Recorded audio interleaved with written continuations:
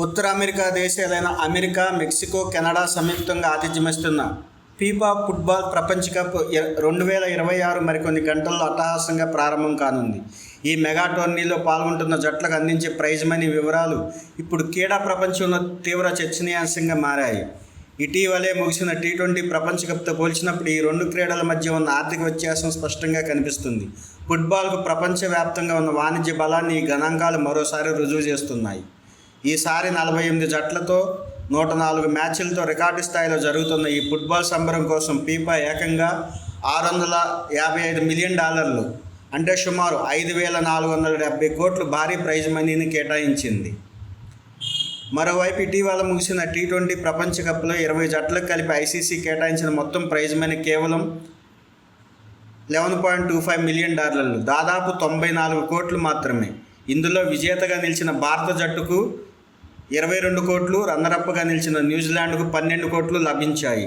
ఈ లెక్కలతో చూస్తే ఫీఫా విజేతకు దక్కే ప్రైజ్ మనీ టీ20 ప్రపంచ కప్ మొత్తం ప్రైజ్ మనీ కంటే దాదాపు 5 రెట్లు ఎక్కువ కావడం గమనార్హం. ఈ రెండు మెగా టోర్నీల ప్రైజ్ మనీలు ఇంత భారీ తేడాకు ప్రధాన కారణం వాణిజ్య పరిధి, ప్రపంచవ్యాప్త ఆదరణే. ఫుట్బాల్ ప్రపంచవ్యాప్తంగా వందల కోట్ల మంది వీక్షకులను ఆకర్షిస్తుంది. దీని ద్వారా ఫీఫాకు ప్రకటనలు, ప్రసార హక్కుల రూపంలో భారీ స్థాయిలో ఆదాయం సమకూరుతుంది. క్రికెట్కు ముఖ్యంగా దక్షిణాసియా దేశాల్లో విపరీతమైన ఆదరణ ఉన్నప్పటికీ ఫుట్బాల్తో పోలిస్తే దాని అంతర్జాతీయ వాణిజ్య మార్కెట్ ఇంకా పరిమితంగానే ఉంది. ఫీఫా ప్రైజ్ మనీ కేటాయింపులు కూడా ఆసక్తికరంగా ఉన్నాయి. రన్నరప్కు $33 మిలియన్, మూడో స్థానానికి $29 మిలియన్, నాలుగో స్థానానికి $27 మిలియన్ లభిస్తాయి.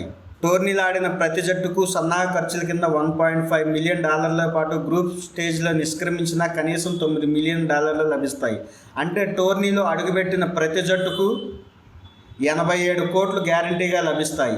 ఇటీవల టీ20 ప్రపంచ కప్ మొత్తం ప్రైజ్ మనీ కంటే కొంచెం తక్కువ కావడమే విశేషం. రేపటి మ్యాచ్లు ప్రారంభం కానుండగా ఈ భారీ ఆర్థిక ప్రోత్సాహకాల జట్లలో కొత్త ఉత్సాహాన్ని నింపుతున్నాయి.